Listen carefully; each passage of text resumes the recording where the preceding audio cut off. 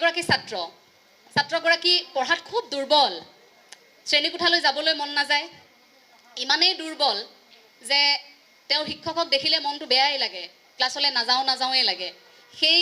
ছাত্ৰগৰাকী বিদ্যালয়ত যেহেতু ইমান দুৰ্বল গতিকে এদিন কি কৰিলে শিক্ষকে উভতি আহোঁতে তেওঁৰ হাতত এটুকুৰা কাগজৰ টুকুৰা দি পঠিয়াইছে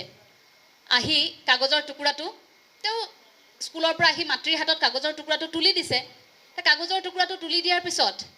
মাতৃক তেওঁ সুধিছেও মাক কি লিখিছেনো কাগজৰ টুকুৰাটোত তেওঁ মাকে বোলে ৰবা পঢ়ি দিছোঁ ডাঙৰকৈ মাতৃয়ে পঢ়িছে আপোনাৰ ল'ৰা খুব জিনিয়াছ আপোনাৰ ল'ৰাক পঢ়াব পৰাৰ সামৰ্থ্য আমাৰ নাই আপোনাৰ ল'ৰাটো ইমানেই চোকা যে এই ল'ৰাটোক পঢ়ুৱাবলৈ আমাৰ আন্তঃগাঁথনি খুব দুৰ্বল আৰু এই ল'ৰাজনক পঢ়ুৱাব পৰাকৈ আমাৰ শিক্ষকৰো অভাৱ গতিকে আপুনি এটা কাম কৰক যদি বেয়া নাপায় আপুনি আপোনাৰ সন্তানক আপুনি ঘৰতেই পঢ়াব আচৰিত হৈ গ'ল ছাত্ৰগৰাকী যে তেনেকৈ কৈছে শিক্ষাগুৰুৱে মাতৃয়ে বোলে মই পঢ়াম এতিয়াৰ পৰা তোমাক মাকে কষ্ট কৰিলে পঢ়ালে পৃথিৱীৰ ভিতৰতে এগৰাকী আৱিষ্কাৰক হ'ল সেইগৰাকী ব্যক্তিক আমি সকলোৱে জানো তেওঁ হৈছে থমাছ এডিছন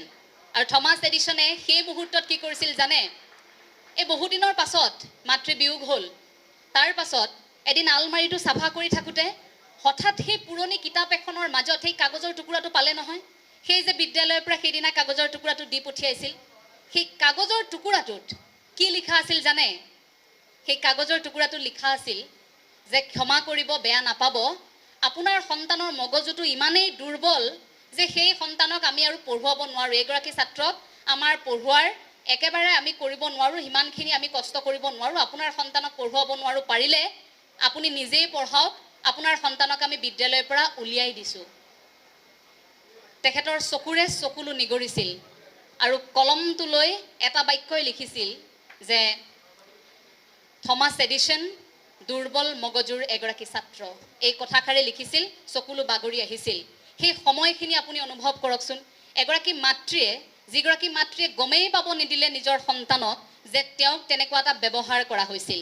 শিক্ষক আৰু শিক্ষাগুৰু মই কেইটামান দিন পূৰ্বে সামাজিক মাধ্যমত এই কথাষাৰ কওঁতে বহুজনে সঁহাৰিও জনাইছিল বহুজনে সমালোচনাও কৰিছিল আচলতে কথাখিনি ক'ৰ পৰা আৰম্ভ হয় জানে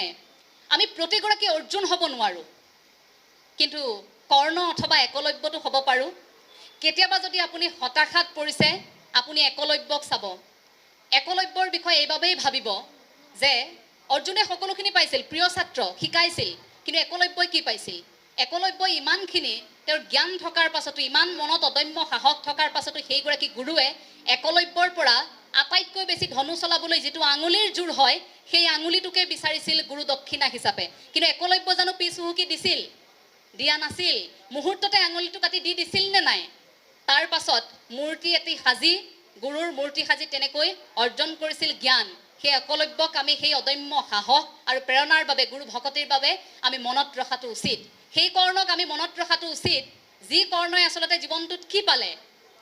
আপোনাৰ চিনাকি দিবলৈ মাতৃ আছে চিনাকি দিবলৈ পিতৃ আছে মোৰো চিনাকি দিবলৈ পিতৃ আছে মাতৃ আছে আমি এতিয়া লাহে লাহে কাম কৰিছোঁ এটা পৰ্যায়ত আমাৰ এখনকৈ আসন বাঢ়ি গৈ আছে চিনাকি দিবলৈ আমাৰ সকলোবোৰ লাহে লাহে আমি অৰ্জন কৰিছোঁ কিন্তু কৰ্ণই সকলোখিনি অৰ্জন কৰাৰ পাছতো মাতৃয়ে প্ৰথমে চিনাকি দিছিল জানো নিজৰ সন্তান বুলি চিনাকি দিয়া নাছিল পিতৃৰ চিনাকি নাছিল গুৰুৱে শিক্ষা দিব বিচৰা নাছিল জাতিবাদৰ প্ৰসংগ আহিছিল তাত জাতিবাদৰ প্ৰসংগ অহাৰ পাছত সেইগৰাকীয়ে এটা সময়ত এই যে প্ৰখ্যাত ধনুধৰ বুলি যাক আচলতে অৰ্জুনেও কিন্তু ভয় কৰিছিল অৰ্জুনৰ সৈতে যদি ভগৱান শ্ৰীকৃষ্ণই সেইখিনি কাম নকৰিলেহেঁতেন যে সময়ত হৰ পাহৰা এই গোটেইখিনি যদি পূৰ্ব পৰিকল্পিত নহ'লহেঁতেন যদি গুৰুৰ অভিশাপ নাপালেহেঁতেন তেন্তে কিন্তু কৰ্ণ কোনো কাৰণতে অৰ্জুনে কিন্তু হৰুৱাব নোৱাৰিলেহেঁতেন গতিকে সেই কৰ্ণৰ পৰাও আমি শিক্ষা লোৱাটো উচিত যে সময়ৰ হৰ আমি সময়ত পাহৰিব নালাগে কিন্তু এই যে গোটেই জীৱনটো যুঁজি অৱশেষত যে নিজৰ এটা স্থিতি টটল হৈ আছিল সেই কৰ্ণৰ পৰা আমাৰ শিকিবলগীয়া আছে